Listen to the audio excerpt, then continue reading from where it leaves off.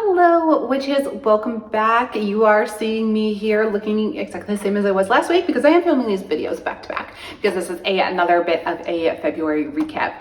And I will tell you right now, it is half a recap and it is going to be about my finances in February. And I mentioned already that was like a huge fail compared to January. February went off the rails for a lot of reasons, and I have my little list here that I'm tracking, and I don't even have the full list here because I just did not want to track it. Let's get into what I did spend, and then we will talk about why, and then we're going to get into a spell to fix all of that.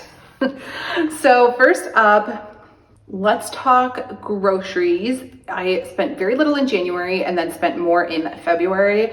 And I do think that we're well stocked for groceries into March. So we did spend, let's see, $224.74 at Costco. And I actually feel like that's kind of low for Costco.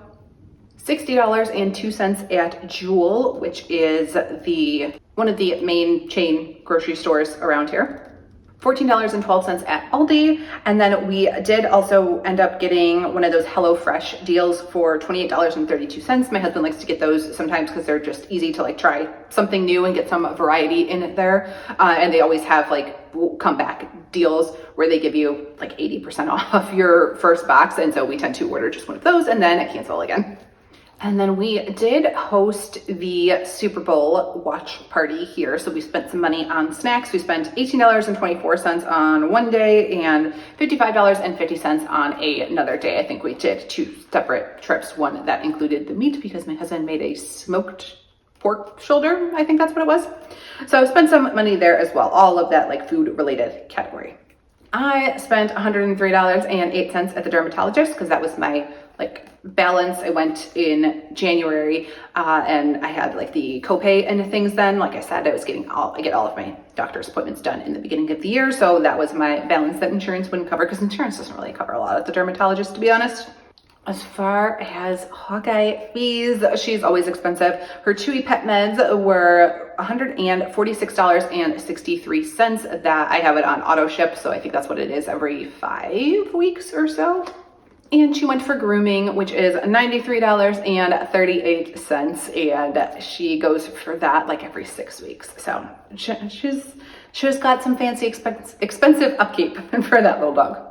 I got gas twice, once for $35.74 and once for $26.95.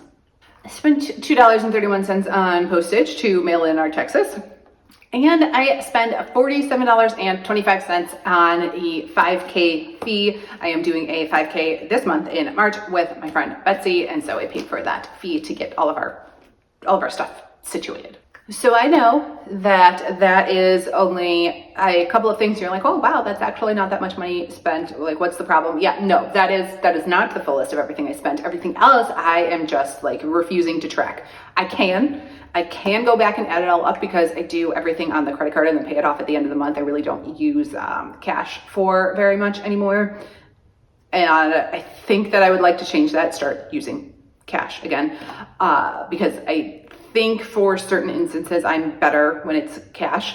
But mainly one of the things that I have not tracked has been eating out or like ordering takeout, because that is one of the things that's so easy to like get on DoorDash and order something and put it on the credit card. And that was a major goal this year, was to not do that. And we did that a bunch in February. And there were many reasons for that I went over. If you are curious to the drama that was February backstory and mental health update, that is over on Patreon. That is way too much to get into on YouTube. So I just did not even track that. There was like too many little orders, and it was like, bigger orders of like getting dinner for both of us, but then like little coffees like here and there. And I just refused to go back and even like look at those and add them up and just like pay the credit card statement and called it a day, which is terrible. And maybe I should like face that. Let me know in the comments what you think I should do. Should I go up and like go back into my credit card statement and like add all those up and let you know what it is? Or should I just ignore it and move into March as being like a different time, different year? I will say that I did win in Super Bowl betting. I think that's why it's like not like counted on here. because I put the money in, but then I won back more than I put in. So I like didn't even track it as spending money. So some of the Super Bowl winnings definitely went to paying for eating things that we absolutely shouldn't, because it was, of course, garbage. Like everything, every time you order DoorDash, you order garbage. So that was terrible. I don't think I bought anything as far as like stuff that I wasn't supposed to be buying. That's on my like no buy list for this year, mainly books and candles and witchcraft supplies. I did not actually do any of that. I believe there was some spending on makeup in there, if I'm not mistaken. And a couple of household things on Amazon that I also just did not track because it fell in the middle of that spending that I just was ignoring. So maybe I will go back and add those things up. Let me know how you feel about it in the comments, if you think that it's like cheating or not, if I just ignore the basically second half of February.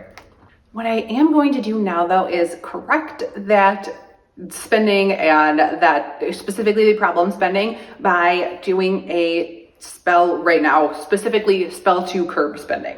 That is what I'm going to focus on for March. And I think that I need that boost of spell work to help me just stop spending. And I will create like a little charm out of it. And I will carry that in my wallet, in my purse, whatever, to remind myself.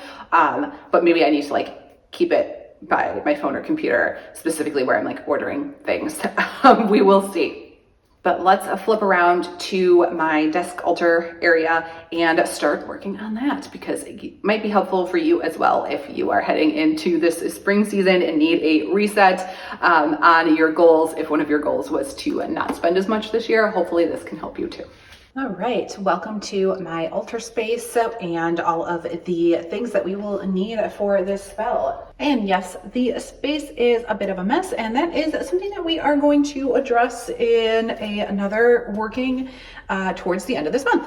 So for this spell, this is a bound by intention, no spend spell. You're going to need a small green candle. So I have this one here, and it is actually a bayberry candle because bayberry is associated with prosperity, as is the color green. So bayberry, just like an extra step, not necessary if you don't have it. Any green candle would work. Also need a black ribbon or cord of some kind to symbolize the restriction and focus. You need a coin to represent the money. You'll also need a piece of paper and a pen. Optional is some lavender or rosemary for clarity and calm. I have both of them. And you will need a fireproof bowl for everything to go in. So you want to start by cleansing your space. So I have this mini besom here, and I just do a sweeping motion like that to cleanse the space and all of my items. You want to place the green candle at like the center of the space that you are going to be working, and then surround it with the lavender or rosemary or both.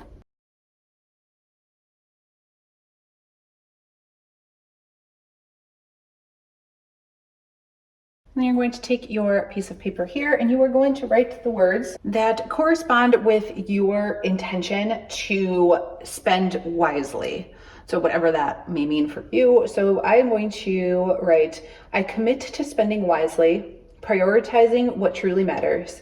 I honor my resources and allow abundance to flow through discipline. Light the green candle, focusing on the flame. Visualize yourself empowered and in control of your financial habits. So while that candle is burning, you are going to take your coin and your ribbon, and you're going to bind the coin. And while you do so, you are going to repeat the words, I bind my impulse, I seal my need. My wealth shall grow, my wants recede. What I desire, I'll wisely wait. Prosperity builds, this is my fate. And once you get this secure, however you like, you can tie these ends off. You can use some wax or glue to seal it together just so it will hold. You want to take your intention, and using the candle, you are going to light this on fire and allow it to burn within your fireproof container. And while you do so, you are going to visualize your commitment just taking hold, and all of the things that will mean when you are successful this month in choosing wisely, making wise spending decisions, and curbing the impulse to spend.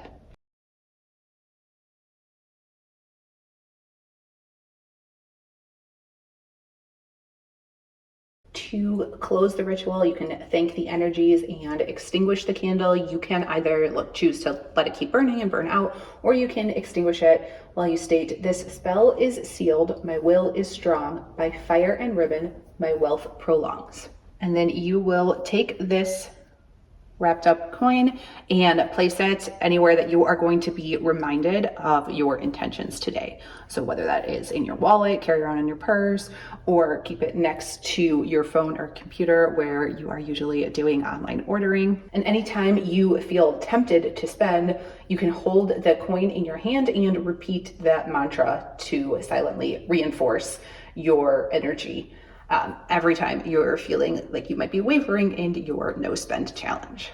So hopefully that was helpful, and hopefully we all have a better control of our finances in the month of March and beyond.